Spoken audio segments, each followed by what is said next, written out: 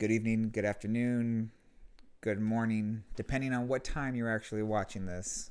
My name is Eric Escareno, and Dr. Nair, it's been a pleasure to have met you and to collaborate with you and to be mentored by you. Some of the things that I've learned in the class in general has been inspiring. My colleagues have given gravity to how much work and passion people have for social work. Social work itself has been created and started by mostly wealthy white women who have looked at problems through the lens of marginalized communities and saying that they are the problem. Now, when these particular women have put 100 children or more on a train to solve a problem, they were orphans. Oftentimes we ignore how our systemic racism or just how our institutions were built. Our country, in fact, was built off of slaves, the taking of our lands, and this is not an uncommon or an inhuman type of behavior. Unfortunately, this has been around for a very long time. The concept of I have something and you don't. But in me having something, this type of privilege creates a disprivilege in someone else. Now, I often talk about my personal experience in higher education. And when I talk about higher education, there's always a duality of having to be myself and praised for that. And there's also the ideology of I'm too much. When I first went to school at Cal State Northridge,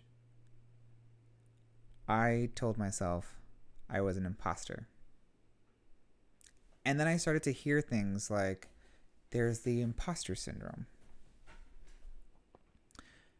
And what a concept. It seemed to fit at the time.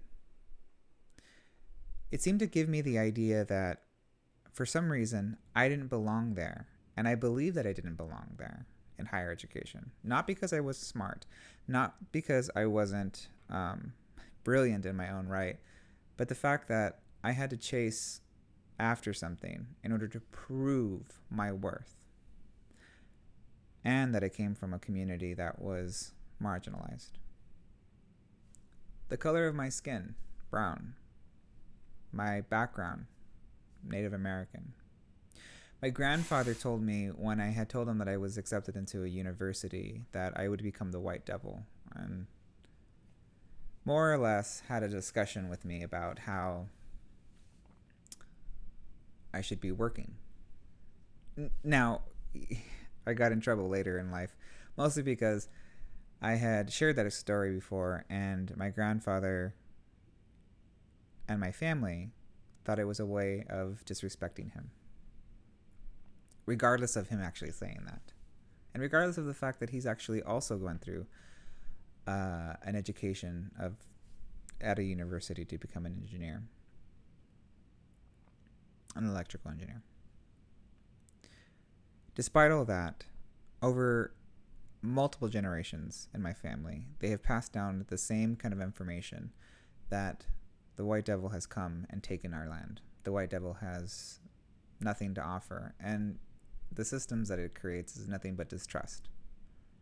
There has been a forged hatred that my grandfather has for particularly white folks. Now, I don't hate white people, but I will say, when I look at my experience in going into a higher education, I couldn't help but to feel inadequate. Again, not because of my education, my brilliance, but because where I come from and the color of my skin. More often do people judge me for this type of identity that comes out. This two-spirited, queer super challenging of authority. That's great in theory. When we look at our principles of social work, the idea is that we're going to be able to be of service, that we're going to have self-worth. We are guided by all of these codes of ethic that enhances our communities.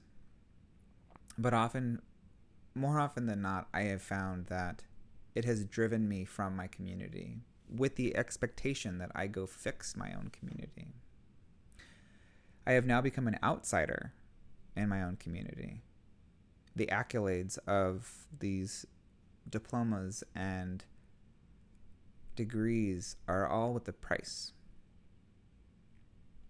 My grandfather loves me, and I love him.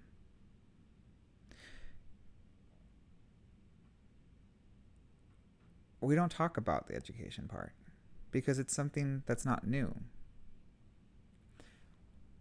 And when I went and told that story about having the imposter syndrome, it was still me.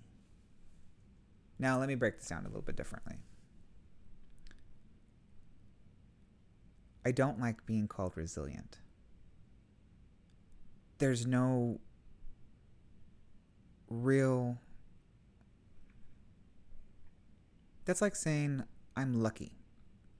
I'm lucky that I was born and raised in East Los Angeles. I'm lucky that my parents, who were also impoverished, live only to work hard with historical trauma to be able to tell me that my whole worth is in how much I can work and how much I can prove that I'm worth and valuable to others.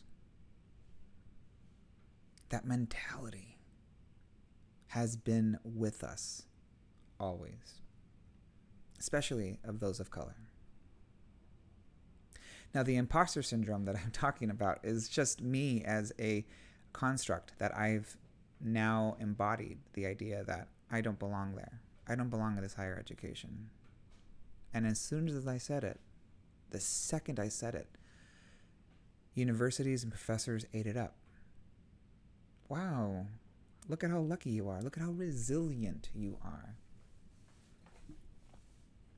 Instead of saying, what did we do wrong? Why have we failed you? The same insightfulness that is expected of me is not of most universities. And in fact, probably no jobs probably go into this much detail as to what they've done wrong. It's like pulling teeth to get our own government to admit to some of the atrocities they've had. Clearly, slavery has been around and has continued to be around, and it has impacted many communities. But for some reason, we blame them. On one way or another, there's always some kind of blame on a different community to say that it's you. The historical trauma comes from you, not from us. So the imposter syndrome that I talk about today is not necessarily the imposter syndrome. I am a very much so oblong shape, trying to fit into a white construct. And even though that this presentation today is really coming from excuse me, an intangible stream of thought, that's my whole life experience. Code switching to chase that carrot of being resilient. Oftentimes people have mistaken that I'm mean. I have tattoos. I come from an area that wasn't so great. But when I look at my hometown of East Los Angeles, I can't imagine a better place to have lived. I can't imagine my life being any different. Today, I know I belong in a university, and I know that I encourage others to seek education, but I don't hold it against them. And I don't tell them things like, they're resilient, they're lucky that they have made it out. Instead, how could they harness what they have as their own community, as their own identity, to be able to encourage others. The healing has to come from our own community. One of the reasons why I am really dedicated to creating an institute that will dedicate the research and the minds of those from the community to be able to create evidence practices similar to your laughing yoga, similar to yoga in general. The unfortunate thing is that too often these interventions are taking place, and then who's the imposter? They're taken from white, affluent mental health professionals who all of a sudden became a yoga master. All of a sudden have taken types of meditation and put it into their interventions and said that this works. Somehow, folks who learned about sweat lodges are now implementing it into their medication as a treatment, and that's an appropriation. So then who's the imposter? Universities look to us, to communities that is not their own, and expects not only do we fix ourselves, but we fix everybody else. It is a miracle that we're not seeking revenge. Well, at least some.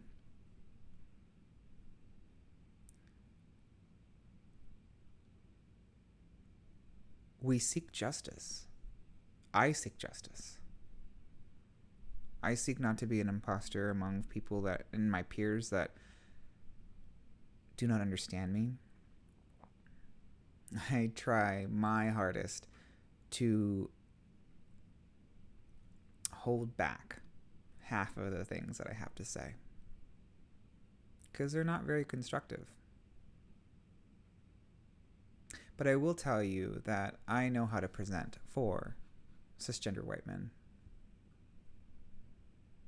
The top of the chain. I can sound white. I can sound not like me. But the best part of it is that they don't know what's coming. That most people don't know the change that I'm going to probably impact. I hope I have such a great impact on the world. We all deserve something a little bit better. And all of us need to point the finger at who the imposter is. Our systems. Particularly every system of colonialization. I feel like I could throw a rock and say that problem is derivative from colonialization.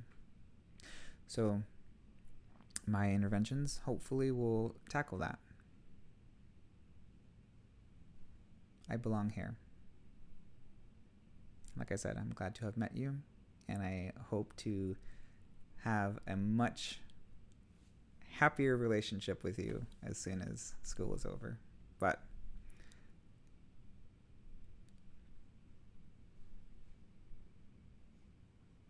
I am not an imposter.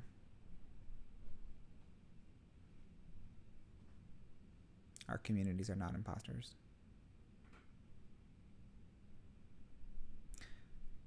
So, what does that all mean? How do we actually claim or tell somebody that they're resilient? How they face something that's outlandish? We tell them to keep going. We give them encouragement rather than, do you know where you came from? So I offer this piece of advice. In checking any privilege, whether that's mind, body, and physicality, be kind to each other. And you know this, above all people. You know this, to be kind. We all have a backstory, and my hope is that more people of color get to be represented at these larger institutions to expose their imposter syndrome. Thank you, and good night.